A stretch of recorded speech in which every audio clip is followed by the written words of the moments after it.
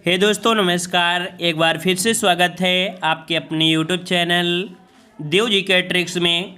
तो दोस्तों हमने यहाँ पर डेली की तरह शाम 5 बजे, याद रखिए शाम को 5 बजे यहाँ पर पीईटी का टेस्ट कराया जाता है, जिसमें से आपको यहाँ पर हिंदी और आपकी जीके दोनों को एक साथ कराया जाता है। और हमने आपको बता दिया है पीईटी की क्लास डेली लीजिए। इस समय की जो आपकी पीईटी वाली क्लास की जो हिंदी होती है थोड़े अच्छे लेवल की होती है, ठीक है। और हमने बता दिया है अगर आप पीईटी क्वालिफाई कर लेंगे तभी आप किसी भी वैकेंसी में अप्लाई कर सकते हैं, ठीक है ना। चाहे लेखपाल हो, चाहे कोई भी यूपीडब्ल्यूएससी से है। इस कारण से ज़्यादा से ज़्यादा आप मेहनत करना है, पहली बार में पीईटी क्वालिफाई कर लीजिए, ठीक है। चलते स्टार्ट करते हैं। गुड इवनिंग सभी को भाई, गुड इवनिंग, जय हिंद सभी को, वंदे मातरम। चलिए स्टार्ट करते हैं। यहाँ पर कह सकते हैं पहले हिंदी का टेस्ट लगाएंगे, फिर आपके किसका, जीके का, इसी वीडियो में, ठीक है। और याद रखिए जो लोग पहली बार आए वो लोग चैनल को जरूर सब्सक्राइब करें। प्लेलिस्ट बना दिया है जहां पर आपको डेली डेट डाल देते हैं, इसीलिए तो डेट के अकॉर्डिंग पूरे वीडियो आप क्रम से देखते जाइए, ठीक है। चलिए पहला प्रश्न आपसे पूछा गया है कि वाचन के समय पुस्तक की आंखों से दूरी होनी चाहिए। मतलब जब पुस्तक पढ़ते हैं उस समय पुस्तक और आँख की जो दूरी होती है वो आपकी कितनी होती है, कितनी होनी चाहिए, यहाँ पर जवाब दीजिएगा। गुड इवनिंग सभी को, गुड इवनिंग। चलिए बहुत अच्छे। आपने एक स्केल देखी, पटरी जो 12 इंच की पटरी होती है उतनी दूरी में पढ़ा करिए, जिससे आंखों में कोई दिक्कत नहीं होगी, ठीक है। ऑप्शन डी हो जाएगा। अगला पूछा है तोड़ने ही होंगे मठ और गढ़ सब, ये किसकी पंक्ति है। तोड़ने ही होंगे मठ और गढ़ सब, ये किसकी पंक्ति है, ये किसकी पंक्ति है। चलिए थोड़ा सा टफ है, स्क्रीनशॉट ले लीजिए। और हमने बता दिया है नोट्स बनाते चलिए, हमारी नोट्स बनाते चलिए, जो नए प्रश्न है नोट्स बनाते चलिए, ठीक है। चलिए तो ऑप्शन डी यहाँ पर आपका हो जाएगा मुक्तिबोध। अगला है निम्न में से कौन सा वर्ण स्पर्श संघर्षी है। यहाँ पर स्पर्श संघर्षी, ना कि केवल पूछा है स्पर्शी, ना ही पूछा है संघर्षी, है ना ही पूछा है ऊष्म। यहाँ पर दोनों तरीके से पूछ लिया है स्पर्श संघर्षी। याद रखिए स्पर्श संघर्षी जो आपका हो जाएगा कौन सा हो जाएगा 3 नंबर में। तो याद रखिए जो चा वर्ण होता है, चा वर्ण, ठीक है, चा वर्ण में जो चा होता है, छा होता है, जा होता है, झा, ये 4 वर्ण जो आपके होते हैं स्पर्श संघर्षी कहलाते हैं, ठीक है ना। और अगर स्पर्श व्यंजन की बात करें तो स्पर्श व्यंजन जो आपके होते हैं वो आपके होते कहाँ से, 25, मतलब का से लेके आपके कहाँ तक, मा तक होते हैं, ठीक है ना। उन्हीं के बीच में आपके आ जाते हैं स्पर्श संघर्षी जो आपके 4 वर्ण होते हैं। लेकिन अगर यहाँ पर ये पूछा जाता ऊष्म व्यंजन तो आपका ऊष्म व्यंजन आपका डी हो जाता, हा हो जाता। लेकिन स्पर्श संघर्षी बात करेगा तो जवाब ए लगाना है, चा, छा, जा, झा, ठीक है, ये 4 वर्ण होते हैं। अगला है कर्म कारक का चिन्ह बताइए। कारक आपने पढ़ा है ना, तो पढ़ा है तो आपको पता है कर्ता ने कर्म को शब्द आता है ना, को शब्द आता है, बिल्कुल सही जवाब है ऑप्शन राइट आपका यहाँ पर सी हो जाएगा, को हो जाएगा। अगला प्रश्न पूछा है निम्नलिखित में से तत्सम शब्द का चयन करना है। तत्सम शब्द की अगर बात करता है तो तत्सम शब्द कौन सा हो जाएगा। कह रहा है आपसे जलद, बादल, हवा और पानी। तो यहाँ पर देखो जलद है ना, जलद आपका है ना, जलद जो आपका है ए नंबर यहाँ पर आपका हो जाएगा। और ये पर्यायवाची होता किसका है, दा से दा, बा से बादल, है ना। मतलब दा शब्द आपका ना, जैसे बादल लिखते हो बादल, तो यहाँ पर दा शब्द किस में आया, इसमें आ गया ना, तो ऑप्शन आपका हो जाएगा कौन सा, ए हो जाएगा जलद। अगला पूछा तथैव शब्द का संविच्छेद क्या है। तथैव शब्द में जो आपकी यहाँ पर कह सकते संधि है आपकी कौन सी है, अय की मात्रा लगी है, अय की मात्रा लगी है तो आपको पता है वृद्धि संधि है। और इसे तोड़ेंगे तो बनेगा तथा धन एव, है ना, तथा धन एव बनेगा। ऑप्शन राइट आपका जवाब यहाँ पर आपका डी हो जाएगा, तथा धन एव बन जाएगा। क्लियर है, ऑप्शन डी आपका हो जाएगा राइट। अगला है चरण कमल बंदो हरिराई, युक्त पंक्ति में अलंकार पूछा गया है चरण कमल। चरण कमल, और हमने आपको बताया था जब भी कभी उपमेय और उपमान दोनों एक साथ होते हैं, बिल्कुल पास में होते हैं, और मतलब कि ये आपका हो जाएगा सी, हमेशा आपने पढ़ा भी होगा, है ना। यहाँ पर जब एक उपमेय और उपमान जो बिल्कुल पास में होते हैं, मतलब कह सकते हैं उनका यहाँ पर तुलना होती है, तो ऑप्शन आपका सी रूपक अलंकार हो जाएगा। अगला है मूक होई वाचाल, पंग चढ़े गिरवर गहन, जासु कृपा सुदयाल, द्रवहु सकल कलिमल दहन। इसमें पूछा गया है कि कौन सा यहाँ पर छंद है। तो देखो ये तो दोहे का उल्टा लिखा हुआ है, ये दोहे का उल्टा लिखा है, और दोहे का उल्टा होता है कौन सा, दोहे का उल्टा होता है सोरठा, ठीक है, दोहे का उल्टा होता है सोरठा होता है। मतलब सोरठा वाले में कहेंगे तो आपका पहला और जो तीसरा होता है उसमें 11-11 हो जाएंगे, है ना। लेकिन यहीं पर जो दोहा होता है उसमें पहले और दूसरे में 13 होती हैं। देख लीजिए यहाँ पर अगर दोहे की बात करें तो यहाँ पर देखो इसमें 13 मात्राएं होंगी, यहाँ पर 11 मात्राएं होंगी। क्लियर है ना। तो यहाँ पर आपका जवाब जो हो जाएगा वो सोरठा आपका है, यहाँ पर सी हो जाएगा सोरठा। अगला है मधुलिका जयशंकर प्रसाद की किस कहानी की पात्र है। मधुलिका जयशंकर प्रसाद की किस कहानी की पात्र है। यहाँ पर 9 का जवाब क्या बनेगा। 9 का ऑप्शन अगर बात करते हैं तो जवाब आपका हो जाएगा ये पुरस्कार। ठीक है, उनकी कहानी कौन सी, पुरस्कार कहानी। ऑप्शन राइट आपका बनेगा 9 का ऑप्शन डी हो जाएगा। क्लियर है। अगला है आधे अधूरे नाटक के रचनाकार कौन है। आधे अधूरे नाटक के रचनाकार कौन है। यहाँ पर इसको हमने कम से कम अभी 5-6 दिन के अंदर 5-6 बार आपको बताया भी है ना। तो इसका जवाब आपको कमेंट बॉक्स में कमेंट करना है। एक क्वेश्चन आपको कमेंट बॉक्स के जरूर देते हैं। ठीक है, चलिए अगला पूछा है वर्तनी की दृष्टि से निम्नलिखित में से शुद्ध शब्द कौन सा है। रचयिता, रचयिता की बात करते हैं, रचयिता की बात करते हैं तो जवाब क्या हो जाएगा। जवाब क्या हो जाएगा रचयिता। ऑप्शन राइट आपका बी यहाँ पर हो जाएगा राइट, बी नंबर। अगला है कपूर शब्द बताइए। कपूर शब्द क्या है। कपूर शब्द क्या है। कपूर शब्द क्या है। कर्पूर, बिल्कुल सही है। कपूर शब्द जो आपका है ये आपका बनेगा तद्भव शब्द। क्यों, क्योंकि इसका तत्सम बनता है कर्पूर, अर्थात यहाँ पर बी आपका हो जाएगा तद्भव शब्द है। ठीक है। अगला है बाजार से किस संज्ञा का बोध होता है।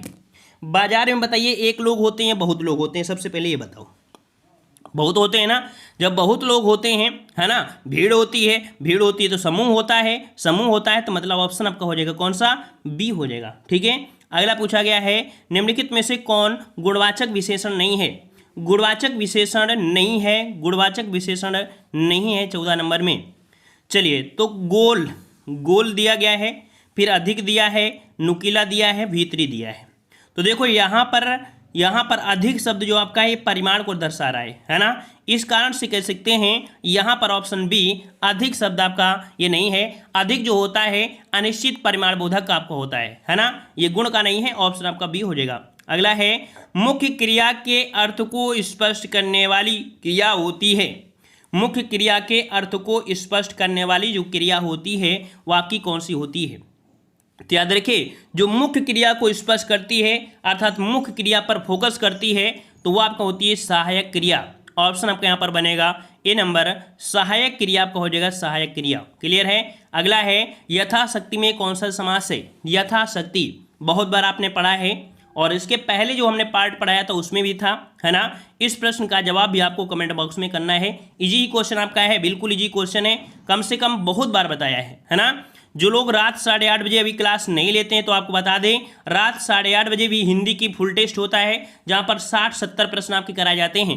तो आप रात 8:30 बजे वाली क्लास जरूर लिया करिए। ठीक है।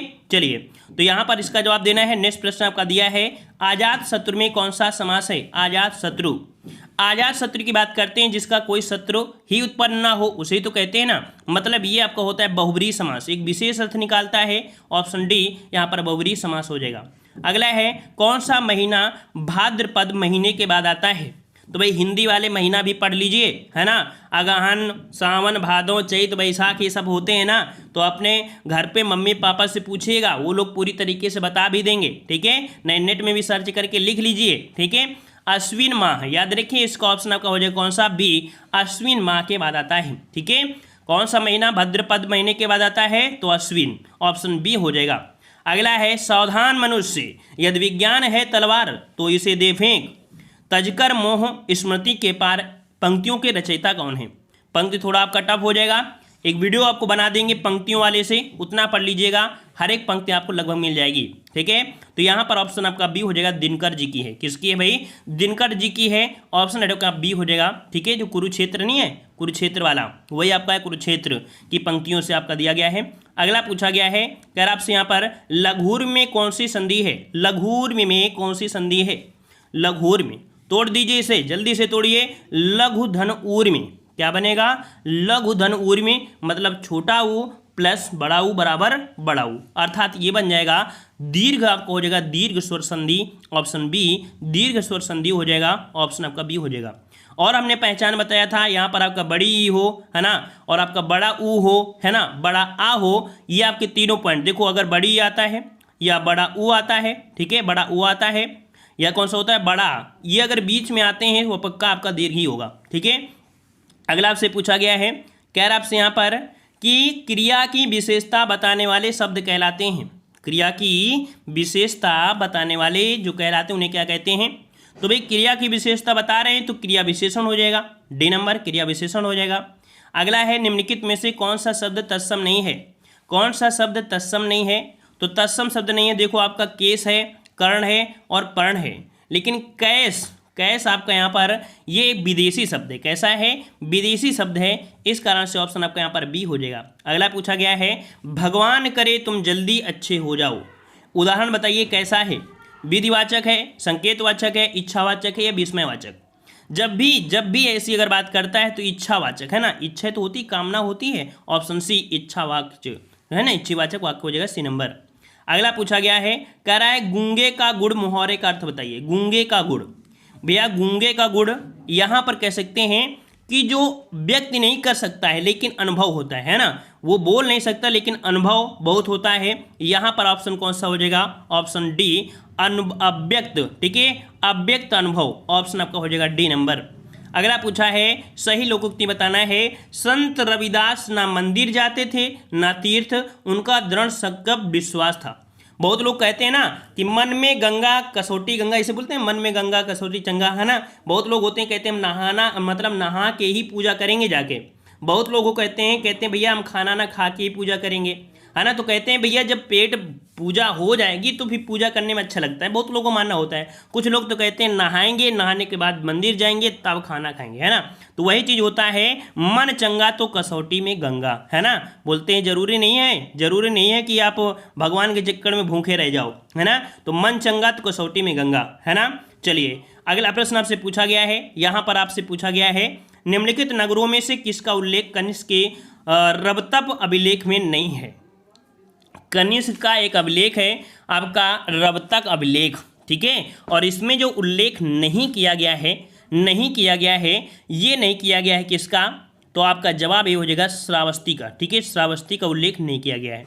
अब ये अभिलेख जो आपका है 1993 में अफगानिस्तान में खोजा गया था, ठीक है, 1993 अफगानिस्तान में खोजा गया था, ठीक है। साम्राज्य विस्तार के संकेत इसमें देते हैं और इस अभिलेख में देखा जाए तो साकेत, कौशाम्बी, चंपा, पाटिलपुत्र ये कनिष्क के साम्राज्य के हिस्से थे, ठीक है। अगला प्रश्न पूछा गया है, कह रहा आपसे यहाँ पर निम्नलिखित सुल्तानों में से किसने गढ़मुक्तेश्वर की मस्जिद की दीवारों पर अपने शिलालेख में स्वयं को खलीफा का सहायक कहा है? तो याद रखिए गढ़मुक्तेश्वर एक मेला भी लगता है उत्तर प्रदेश में, है ना, गढ़मुक्तेश्वर, है ना, बिल्कुल सही है, बलबन ने, ऑप्शन आपका ये हो जाएगा, यहाँ पर राइट आंसर आपका ये हो जाएगा बलबन ने गढ़मुक्तेश्वर की मस्जिद की दीवारों पर अपने शिलालेख में स्वयं को खलीफा का सहायक कहा है, ऑप्शन ए बनेगा। अगला पूछा गया है, कह रहा है चंद्रगुप्त ने सेल्यूकस को किस वर्ष में पराजित किया? जवाब दीजिए 53 नंबर में। बहुत अच्छे, वेरी गुड, याद रखिएगा चंद्रगुप्त मौर्य ने सेल्यूकस को किस वर्ष में पराजित किया था? यहाँ पर जवाब क्या हो जाएगा? लगभग 305 और 6 के लगभग है ना। तो यहाँ पर देखिए ऑप्शन आपका सी लगाइएगा, ऑप्शन सी हो जाएगा 305 ईस्वी पूर्व, ठीक है। यूनान शासक थे, सेल्यूकस निकेटर को पराजित किया था और संधि जब हुई थी ना, संधि के पश्चात सेल्यूकस निकेटर ने चंद्रगुप्त को 500 हाथी लेकर बदले में कह सकते हैं कि हेरात और कंधार, है ना, और एक काबुल, ये कुछ क्षेत्र को दे भी दिया था, ऑप्शन आपका सी हो जाएगा। अगला पूछा है, निम्नलिखित हिंदी रचनाओं में से कौन सी सबसे पहले लिखी गई थी? कौन सी रचना है हिंदी की रचनाओं में सबसे पहले लिखी गई आपकी कौन सी है? तो यहाँ पर आपका जवाब हो जाएगा ऑप्शन राइट आपका डी, मृगावती, ठीक है, मृगावती है। मृगावती जो कि कुतुबन ने लिखा है, किसने लिखा है? कुतुबुन, है ना, क्या बोल सकते हैं, कुतुबन ने लिखा है, कुतुबन ने, जो कि कब लिखा था? तो आपके 1503 ईस्वी में लिखा था, ठीक है। वहीं पर जो आपकी इंद्रावती है, इंद्रावती आपकी 1743 में लिखी गई थी। नूर मोहम्मद इसके राइटर हैं, वहीं पर पद्मावती की बात करें तो पद्मावती मलिक मोहम्मद जैसी द्वारा 1540 ईस्वी में लिखी गई। मधुमालती किसकी है? तो मधुमालती जो आपकी है मंझन की है, जो कि 1545 में, ठीक है। इस ऑप्शन के अनुसार आपका कौन हो जाएगा? डी, मृगावती। अगला पूछा गया है, निम्नलिखित में से कौन भारतीय राष्ट्रीय कांग्रेस की प्रथम महिला अध्यक्ष थी? राष्ट्रीय कांग्रेस की प्रथम महिला अध्यक्ष कौन थी? तो आपका जवाब आपका बनेगा श्रीमती एनी बेसेंट। ठीक है, श्रीमती एनी बेसेंट थी। ऑप्शन आपका बी हो जाएगा। यह आपके 1917 में, कब भैया? 1917 में। ठीक है, 1917 में भारतीय राष्ट्रीय कांग्रेस की प्रथम अध्यक्ष आपकी बनी थी। वहीं पर अगर बात करें श्रीमती सरोजिनी नायडू, तो श्रीमती सरोजिनी नायडू 1925 में बनी थी। ठीक है, 1925 में जो कानपुर का अधिवेशन हुआ था वहां पर आपकी बनी थी, जो कि प्रथम भारतीय महिला थी। ये जो आपकी थी प्रथम भारतीय महिला थी। ठीक है ना। चलिए अगला प्रश्न, इंडियन होम रूल सोसाइटी स्थापित हुई थी। इंडियन होम रूल सोसाइटी स्थापित हुई थी, ये जो स्थापित हुई थी आपकी कब हुई थी? तो आपकी 1905 में। लेकिन कब? फरवरी 1905 में। फरवरी 1905 में लंदन में श्यामजी कृष्ण वर्मा ने इंडियन होम रूल सोसाइटी की स्थापना की थी, जिसे इंडिया हाउस के नाम से भी जाना जाता है। ठीक है, और यहाँ पर अगला प्रश्न आपसे पूछा है, निम्नलिखित में से कौन नेहरू की अंतरिम सरकार 1946 में वित्त मंत्री थी? जो नेहरू की अंतरिम सरकार थी 1946, इस समय जो वित्त मंत्री थी वह आपकी कौन थी? तो वित्त मंत्री थे लियाकत अली खां। कौन थे भाई? लियाकत अली खां थे। ऑप्शन आपका सी हो जाएगा, लियाकत अली खां थे। ठीक है, और यहाँ पर अगला प्रश्न पूछा है, पुस्तक इंडिया विंस फ्रीडम के लेखक, पुस्तक जो आपकी है इंडिया विंस फ्रीडम के जो लेखक हैं वो अबुल कलाम आज़ाद। यहाँ पर आपका जवाब हो जाएगा ए नंबर, अबुल कलाम आज़ाद। ठीक है, वही आपका फुल विस्तार आपका हो जाएगा अबुल कलाम आज़ाद। ठीक है, और अगला प्रश्न पूछा गया है, कह रहा आपसे यहाँ पर, भारत की सबसे लंबी प्रायद्वीपीय नदी कौन सी है? भारत की सबसे लंबी प्रायद्वीपीय नदी कौन सी है? तो याद रखिएगा ये आपकी 1465 किलोमीटर है, और देखा जाए तो आपकी निकलती कहाँ से है? महाराष्ट्र के जो त्र्यंबकेश्वर है वहाँ नासिक के पहाड़ी में पश्चिमी घाट से, मतलब इस प्रकार से अगर देखेंगे तो महाराष्ट्र के यहाँ से निकलकर ऐसे जाती है। जो ऑप्शन आपका हो जाएगा गोदावरी। ठीक है, गोदावरी नदी है। यह आपकी लेंथ कितनी है, इसकी लंबाई कितनी है? तो आपकी 1465 किलोमीटर है। इसका 44% भाग जो आपका है यह आपके महाराष्ट्र में है। ठीक है, महाराष्ट्र में 23% इसका भाग आपके आंध्र प्रदेश में है, 20% इसका मध्य प्रदेश में पड़ता है। ठीक है ना। तो इस प्रकार से ऑप्शन आपका बी आपका से हो जाएगा गोदावरी। इसे दक्षिण गंगा और वृद्ध गंगा के नाम से भी जानते हैं। ठीक है, चलिए अगला पूछा गया है, भारत की निम्नलिखित नदियों में से कौन हिमालय की सभी श्रेणियों को काटती है? हिमालय की जो चारों श्रेणियां हैं, चारों श्रेणियों को काटने वाली जो नदी है वो आपकी सतलुज नदी है। ऑप्शन बी यहाँ पर सतलुज नदी हो जाएगा, जो कि मानसरोवर के निकट राकस ताल से निकलती है। लंबाई अगर बात करें तो 1500 किलोमीटर है। ठीक है, तो इस प्रकार से आपका हो जाएगा। ठीक है, और यहाँ पर आपसे अगला प्रश्न पूछा गया है, झरिया कोयला क्षेत्र निम्नलिखित राज्यों में से किस में अवस्थित है? हमने इसके पिछले वीडियो में भी आपको बताया था, झरिया झारखंड, झा से झारखंड एक कोयला क्षेत्र है। ठीक है, कैसा है? कोयला क्षेत्र है, जो कि ऑप्शन आपके यहाँ पर सी हो जाएगा झारखंड। ठीक है, झारखंड आपका हो जाएगा, एक कोयला क्षेत्र है। देखा जाए तो देश का 90% से अधिक कोयला जो कोकीन कोयला है यहीं से आपका मिलता है। ठीक है, अगला पूछा गया है, निम्नलिखित देशों में से कौन मध्य अमेरिका में स्थित नहीं है? मध्य अमेरिका में स्थित नहीं है, कौन सा नहीं है? यहाँ पर 62 का जवाब देना है, मध्य अमेरिका। मध्य अमेरिका में यहाँ पर देखो पनामा है, हंडुरास है, ग्वाटेमाला है। यहाँ पर ऑप्शन आपका बी, यहाँ पर सियरा लियोन ये मध्य अमेरिका में आपका नहीं है। ठीक है, ऑप्शन आपका यहाँ पर बी सही हो जाएगा। ये अफ्रीका में पड़ता है। ये कहाँ पड़ता है? आपके अफ्रीका में पड़ता है। ठीक है, अफ्रीका में पड़ता है। और यहाँ पर कह सकते हैं जो इसके अंतर्गत आते हैं मध्य अमेरिका में, वो आपके 21 देश आपके इसमें हैं। ठीक है ना, ढेरों मतलब 21 देश आपके हैं, इसमें से आपके होते हैं। यहाँ पर ये जो पड़ता है अफ्रीका में पड़ता है। अगला है, निम्नलिखित में से कौन सही सुमेलित नहीं है? सही सुमेलित नहीं है, देख लेते हैं यहाँ पर कौन सा सुमेलित नहीं है। तो आपका टिटकाका झील दिया है बोलीविया के पठार में जो दक्षिण अमेरिका में है। उर्मिला झील आपका दिया है ईरान में दिया है, ये भी सही है। रेंडियर झील दिया है रूस, ये गलत है, क्योंकि रेंडियर झील पड़ती है कहाँ पर? तो आपके कनाडा में। ये कहाँ पड़ती है? कनाडा में। ठीक है, कनाडा में है।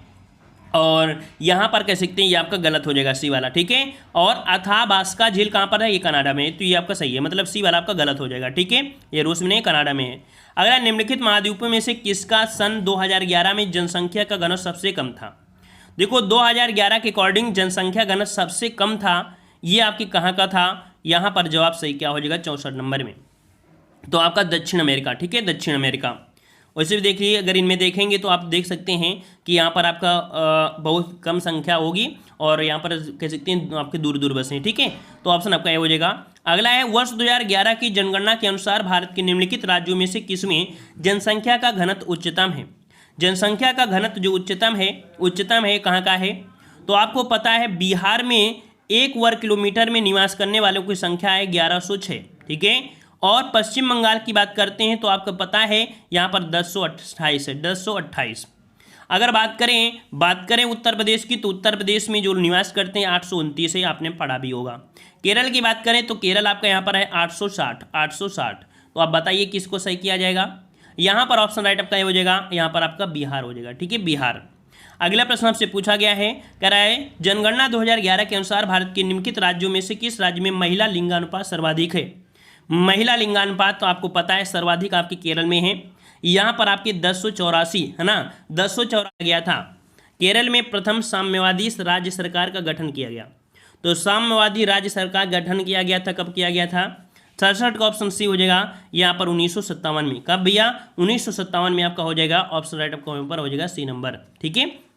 चलिए अगला पूछा गया है, राज्यसभा को कितने दिनों के अंदर किसी धन विधेयक पर अपनी संस्तुति देनी होती है? देखो धन विधेयक आपका है ना, इसके विचार विमर्श बोल सकते हैं ना, विचार विमर्श 14 दिन के लिए ऑप्शन आपका हो जाएगा 14 दिन, ठीक है। अगला पूछा गया है, निम्नलिखित में से कौन सी 2 दल वाली तिलहनी फसल है? 2 दल वाली तिलहनी फसल, तो 2 दल वाली तिलहनी फसल है मूंगफली। याद रखिए कौन सी आपकी है? मूंगफली है, ऑप्शन आपका सी मूंगफली हो जाएगा। अगला, राष्ट्रीय केला अनुसंधान केंद्र कहाँ पर है? राष्ट्रीय केला अनुसंधान केंद्र कहाँ पर है?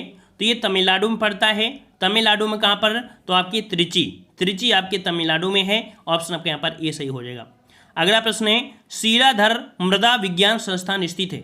शीलाधर मृदा विज्ञान संस्थान जो स्थित है ये आपके कहाँ पर है? तो शीलाधर मृदा विज्ञान संस्थान है आपके इलाहाबाद अर्थात प्रयागराज में, ऑप्शन आपका बी बन जाएगा। अगला, उत्तर प्रदेश का एकमात्र मुक्त विश्वविद्यालय अवस्थित है। उत्तर प्रदेश का एकमात्र मुक्त विश्वविद्यालय जो है ये आपके कहाँ पर है? तो आपका जवाब यहाँ पर आपका हो जाएगा कौन सा? मुक्त विश्वविद्यालय, ऑप्शन आपका हो जाएगा 72 का जवाब दीजिए। ये आपका हो जाएगा कौन सा? आपके झांसी में, ठीक है, झांसी में है, ऑप्शन आपका यहाँ पर आपके इलाहाबाद में, ठीक है, इलाहाबाद में है, माफ करिए, यहाँ पर आपका सी हो जाएगा, आपके कहाँ पर है? इलाहाबाद में है, ठीक है। चलिए अगला प्रश्न आपसे पूछा गया है, यहाँ पर आपसे कह रहा है कौन सा है? दिया सलाई, उत्तर प्रदेश में दिया सलाई उद्योग का आपका केंद्र पूछा गया है। दिया सलाई का केंद्र पूछा गया है, तो आपका 73 का जवाब क्या बनेगा?